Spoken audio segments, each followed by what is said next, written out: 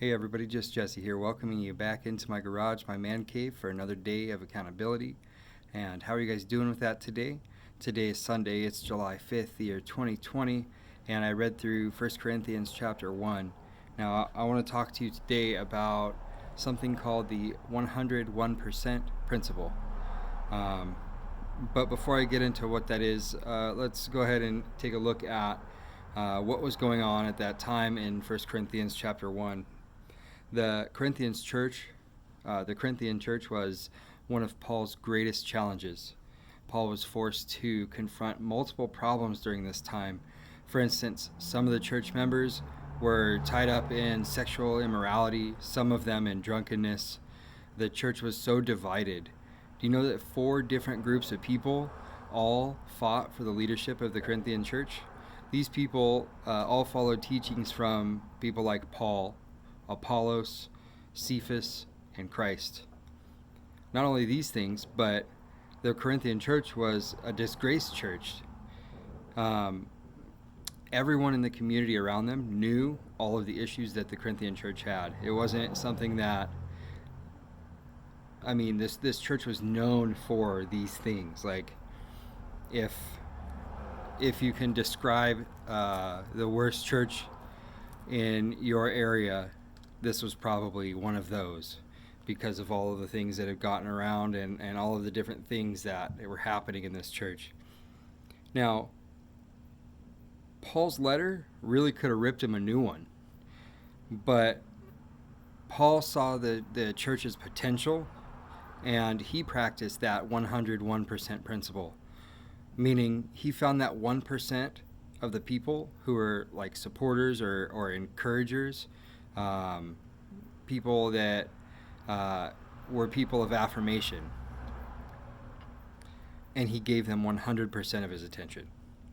So Paul knew that he had to get down to brass tacks here. He started the letter with words of appreciation, and you could read that in 1 Corinthians chapter 1, verses 1 through 9.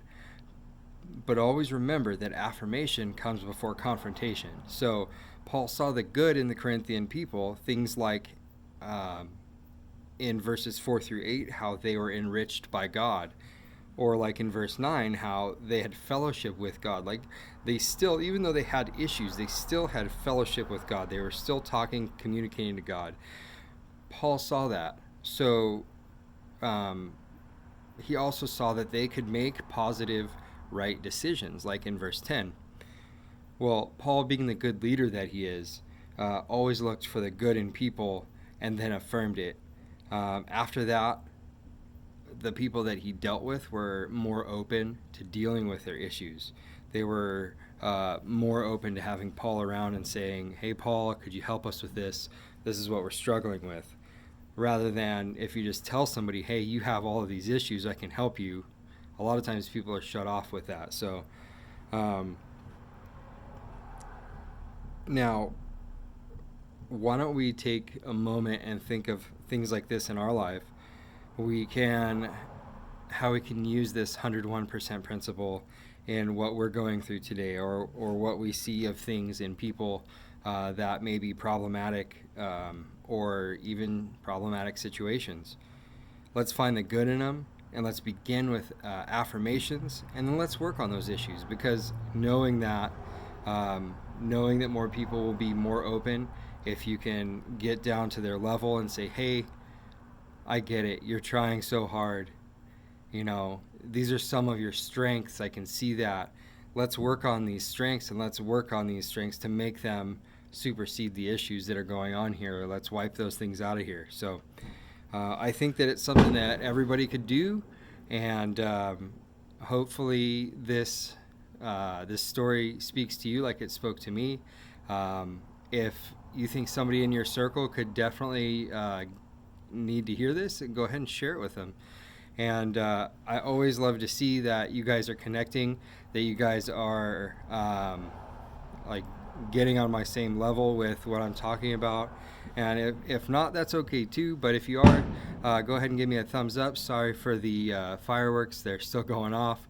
But it's one of those things that if you have any issues or any comments or any concerns, any prayer requests, anything that you like, go ahead and comment that with me.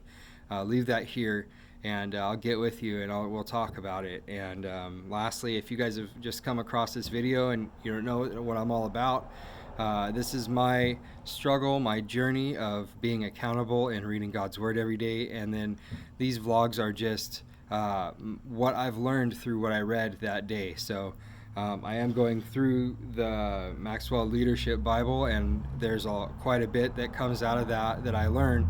And so I just like to share it with you guys, because I think that if I can learn it and it can stick with me, then somebody out there that may be searching for answers for different things may want to hear it too. So go ahead and if you want to get on board with that, go ahead and follow me, subscribe, and then ring that bell, and you'll be notified of every time I make a video. So thanks guys for hanging out with me. I hope that you guys had a wonderful 4th of July, and I hope you guys had a wonderful Sunday.